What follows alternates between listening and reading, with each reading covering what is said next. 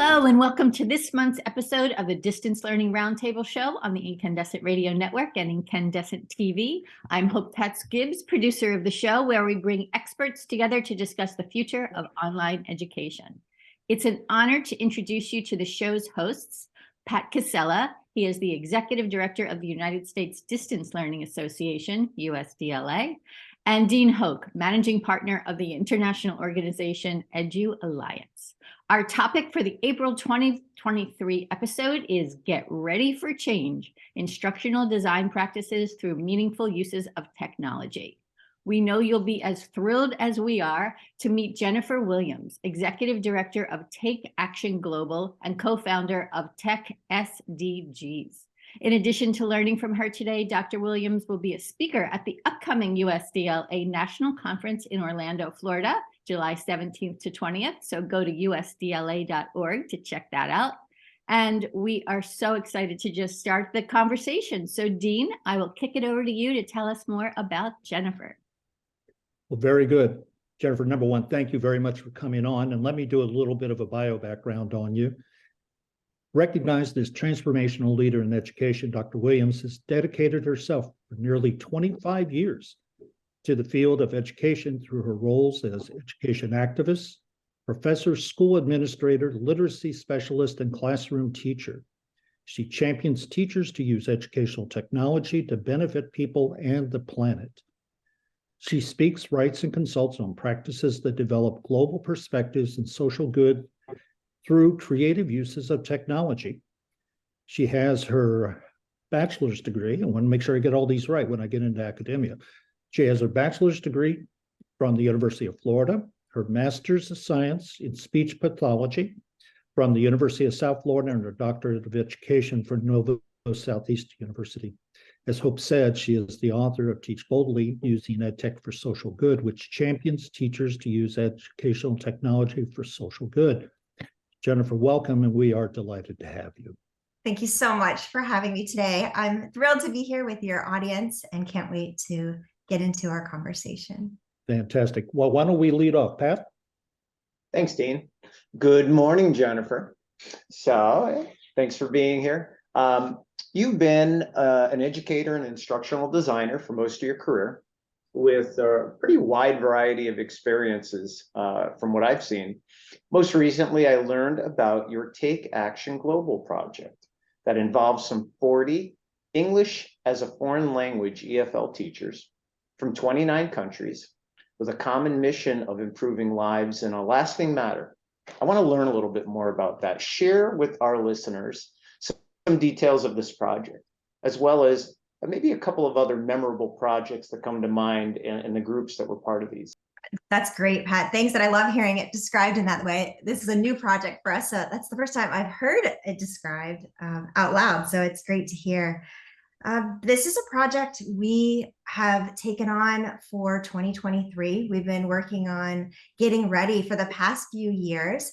I had joined with the Department of State in the United States a few years back, and we started planning for a virtual exchange program where we could bring educators in different parts of the world together in online spaces for learning and sharing. Of course, this was pre-COVID, and we were going to pilot this and see how it went, bringing these different groups together virtually. We kicked it off in March, and we did one in 2020 March on comics in the classroom. So bringing teachers together on how can they teach English with comic books. And it was extraordinary. We were able to use comics as a medium for educators to share about what was happening in their communities and their culture, and in terms of teaching and learning, and of course, what we were facing with the world. So since that was so successful, we ended up having 3 more cohorts with that group around comics. And then the US Department of State said, wait a minute, why have we for so long been doing professional development, flying all of these educators from different parts of the world and embassies into DC? What if we use the technologies in front of us to connect, have it be more accessible, be more equitable, and have more people be a part of this? So they open it up. They're doing their professional development in this way now. And every year they're running virtual exchange programs on a variety of topics. So this year we were accepted to be part of the program that has full structure around it now. And we're going to be leading a 10-week virtual exchange around climate action education. So throughout the 10-week journey, it kicks off in April this month. And so we are going to be working with teachers and talking about climate change. A lot of the teachers joining for this program won't have received any training on climate education. So we're going to talk about the causes and the effects, and then they're going to be able to work together to create a collection of lesson plans. We're going to curate those, and then that will be a co-created experience. So they'll be able to use those lesson plans as they go out. And we don't know what to expect, you know, when you bring 40 people together from 29 countries. We're going to cross every time zone. We even have a teacher joining from Fiji. So we are planning, but we're leaving a lot of space for exploration. And as we get in and we can learn what's important to them. So climate is going to be kind of our context, but really human shared connection is going to be the work ahead of us. That's awesome.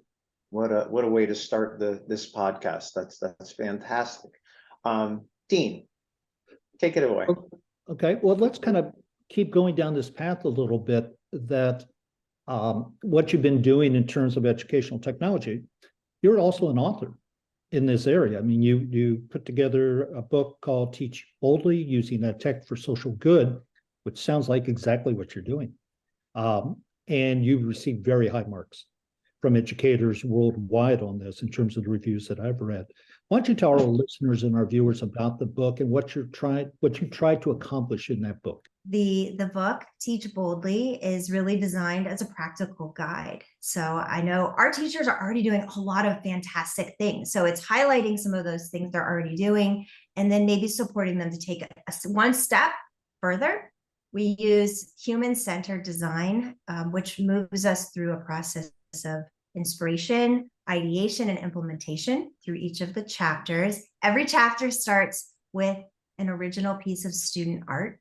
So that was really important to me to bring in the science and the art side of it. Of course, student voice as well. So I'm really proud of that part. Then we move into ideation. So a lot of different strategies and ideas that educators, but also stakeholders, ed tech companies, or people who care about teaching and learning in the modern day, that they can use, and then moving into implementation. A big part of the book is stories from the field. So I, of course, have my singular experience and I'm able to write about that, but I really aim to use this as an opportunity to spotlight as many people as I could, because there's a lot of great people out there already doing this work around bringing ed tech for social good to our schools, to industry, and looking ahead to the future. So I'm working on book 2 right now, and this will be more around lesson plans. We're starting with kindergarten through grade 6 lesson plans, because Teach Boldly really, a lot of people came and said, okay, awesome. This is great. This is just what I needed, because after the book came out in 2019, of course, we started to see teachers in these online spaces. So they're like, now I need that roadmap. I need some guidance on how to do that. So working on that now. Can't wait to see the next book. It sounds like it's going to be great. Pat? That's right. Thanks, Dean. And Jennifer, that's great. You know, I love books that are recipe books. I call them recipe books, right? You can pull out open it up to almost any page in the book, start reading from it and say, geez, I can go and incorporate this into my class, into my lesson plans, et cetera. A reviewer on your book, you know, from Amazon said this book is an excellent resource for educators looking to incorporate lessons for empathy into their classroom learning experiences, right? You're going to be presenting at our national conference in July. Thank you very much. We're looking forward to that. Give our audience a little teaser of your presentation, what they might learn by attending the conference and attending your session. I was really happy when you all reached out to join you for this session. This is something that is very close to my heart. The work you all are doing, the community you're serving, these are like my people. This is what I love. And I think your community, your members are already doing such great work. So I think for me, that's one part of what I'd love to do is celebrate that great work.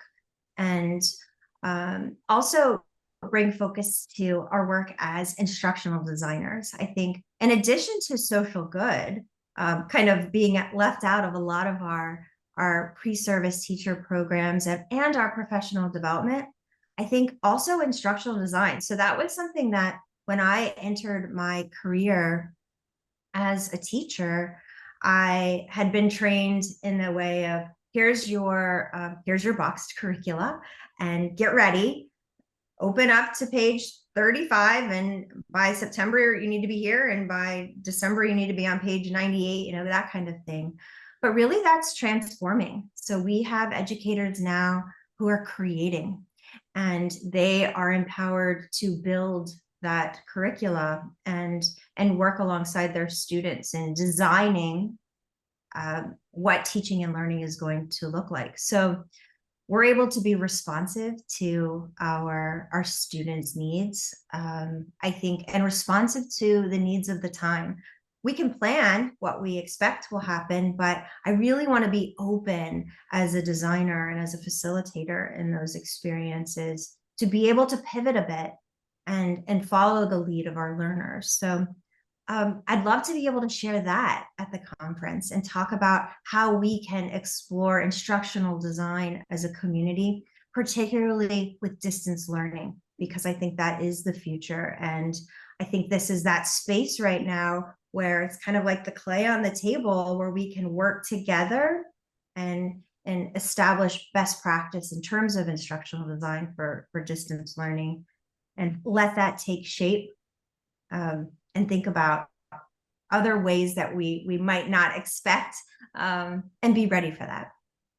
Absolutely. Yeah, no, you're hitting, I think, the points that folks are going to want to hear at the conference. You know, how do we pivot away from, you know, the technology piece of it's one thing. How do you leverage the technology, the pedagogy part of it? I think you're going to be able to really resonate with everybody there. Dean.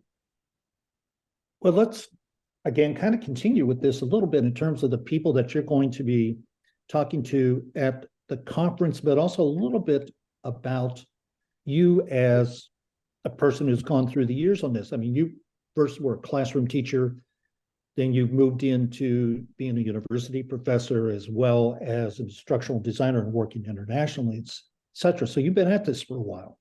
You know, you've been through a full generation.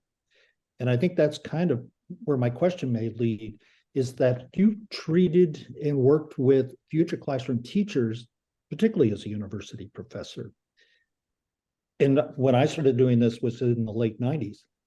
This world's changed a lot. I'm very curious about the biggest challenges for the K-12s now who are using, how do they use educational technology effectively, particularly in these days? I had gone to a conference in January 2020. I was talking to a large district and they were interested in global collaboration, kind of back to that same idea.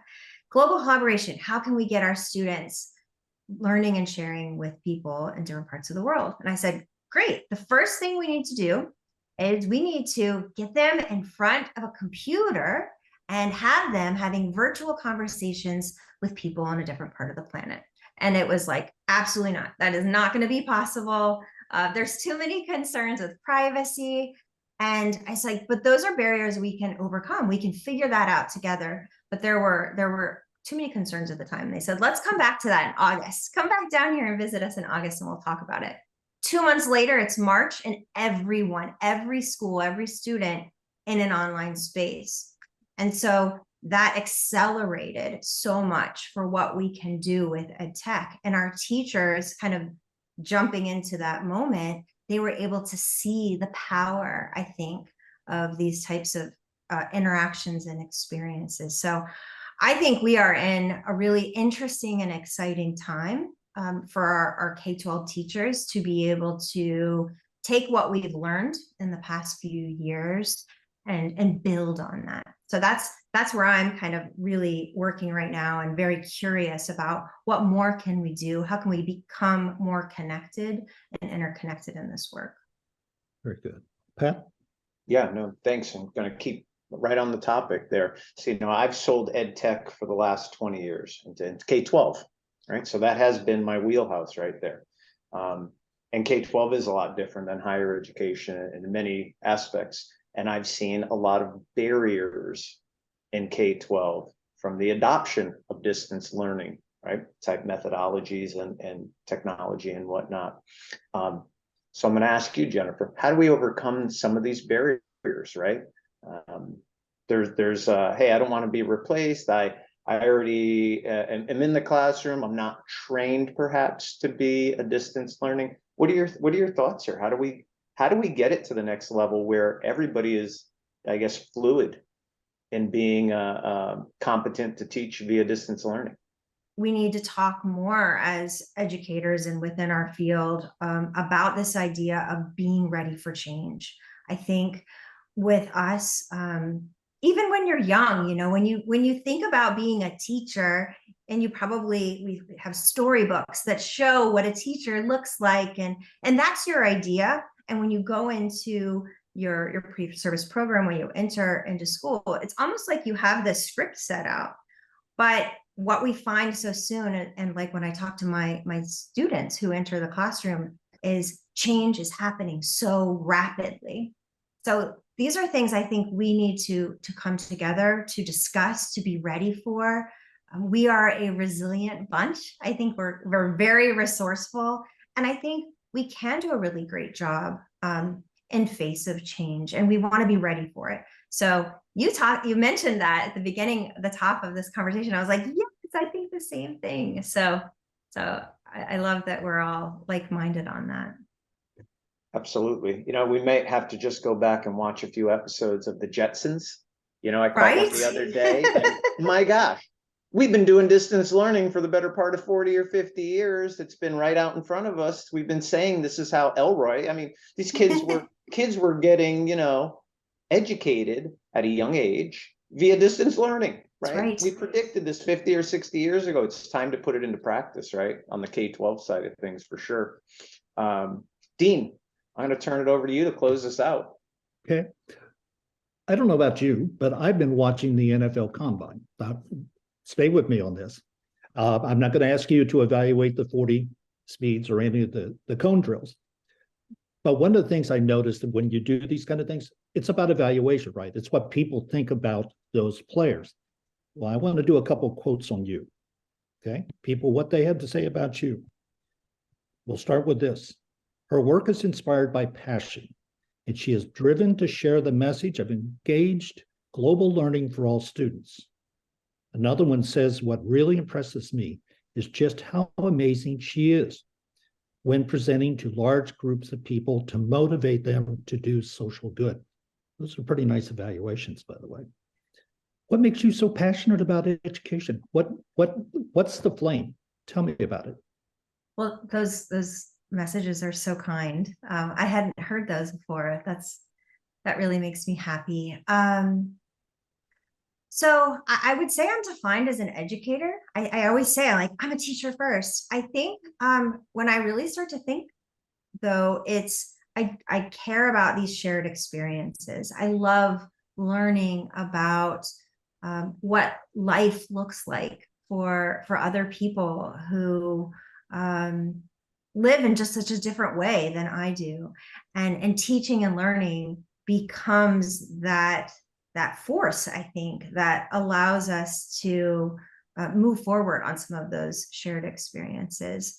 And so I define myself as an educator, but I also get to do a lot of things as an educator. So I get to do instructional design. I get to do marketing and storytelling, research. I'm very passionate about research and telling the story of data visualization, a scientist, a school nurse, like all of these things. Our teachers are having under their umbrella of skills. And so I think for me, that excitement in that it can be anything, education can be everything.